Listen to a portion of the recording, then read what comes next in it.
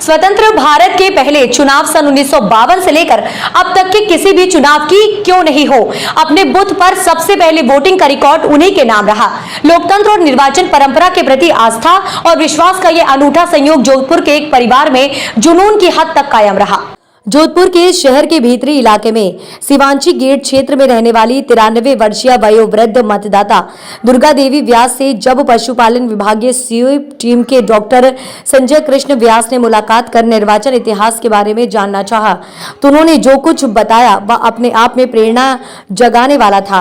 दुर्गा देवी व्यास बताती हैं कि निर्वाचन परंपरा आरंभ होने से लेकर अब तक हुए सभी चुनावों में पूरे उत्साह और उमंग के साथ वह वोट डालती रही हैं। वे कहती हैं कि उनके पति को ये शौक था कि जब भी चुनाव हो बूथ पर पहला वोट उन्हीं का होना चाहिए, इसलिए जब जब भी चुनाव की बारी आई हम समय से आधा घंटा पहले ही बूथ पर पहुंचकर आगे ही लाइन में लग जाते हैं और पहला वोट हमारा ही होता है। संयुक्त परिवार का सुख प्राप्त करते हुए रह रही दुर्गा देवी बताती हैं कि उन्होंने 1952 से अब तक के सभी चुनाव भाग लिया, अपना वोट दिया। वोट देने का कोई मौका कभी नहीं छोड़ती, चाहे कैसी भी समस्या क्यों ना हो। इस बार भी वह मतदान दिवस की प्रतीक्षा कर रहे हैं।